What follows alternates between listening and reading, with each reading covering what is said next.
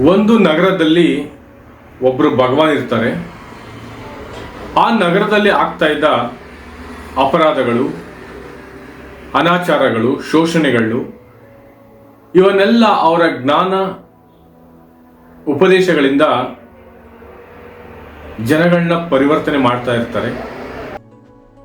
ಇದನ್ನ ನೋಡುತ್ತಿದ್ದ ಕೆಲ ಪಂಗಡಗಳಿಗೆ ಇದು ಇಷ್ಟ ಆಗ್ತಿರ್ಲಿಲ್ಲ.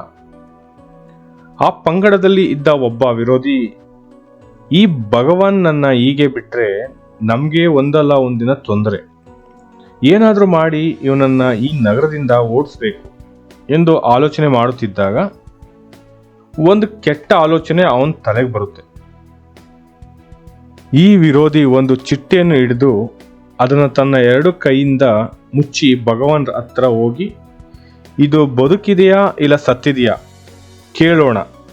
ಅದಕ್ಕೆ ಅವರು ಬದುಕಿದೆ ಎಂದು ಹೇಳಿದರೆ ಅದನ್ನು ಅಲ್ಲೇ ಇಸ್ಕಿ ಸಾಯಿಸೋಣ, ಇಲ್ಲ ಸತ್ತಿದೆ ಎಂದರೆ ಅದನ್ನು ಸತ್ತಿಲ್ಲ ಎಂದು ತೆಗೆದು ತೋರಿಸೋಣ.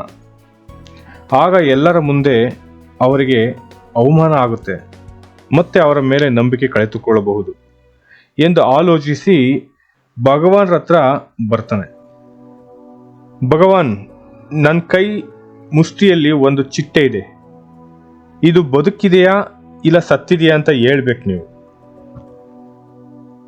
ಆಗ ಭಗವಾನ್ರು ಅವನ ಮುಖವನ್ನು ನೋಡಿ ಹೇಳ್ತಾರೆ, ಆ ಚಿಟ್ಟೆಯ ಪ್ರಾಣ ಜೀವ ನಿನ್ನ ಕೈಯಲ್ಲಿದೆ, ಅದನ್ನ ಇಸುಕಿದ್ರೆ ಸಾಯುತ್ತೆ, ಬಿಟ್ರೆ ಆರುತ್ತೆ ಎಂದು ಹೇಳಿ ಮುಗುಳ್ನಗುತ್ತಾ ಮುಂದೆ ಹೋಗ್ತಾರೆ. ಒಂದು ಕ್ಷಣ ಆ ವಿರೋಧಿ ಅವರ ನಿಷ್ಕಲ್ಮಶವಾದ ನೋಟ, ಮನಸ್ಸು, ಮುಖಭಾವವನ್ನು ನೋಡಿ, ನಾನು ಇಂತಹ ವ್ಯಕ್ತಿಯನ್ನು ಅವಮಾನಿಸಲು ಬಂದಿದ್ದೀನಾ ಎಂದು ಮನಸ್ಸಿನಲ್ಲೇನೆ ಪಶ್ಚಾತ್ತಾಪ ಪಡ್ಕೊಳ್ತಾನೆ. ಕೊನೆಗೊಂದು ದಿನ ಅವನು ಸಹ ಅವರ ಅನುಯಾಯಿ ಆಗಿಬಿಡ್ತಾನೆ.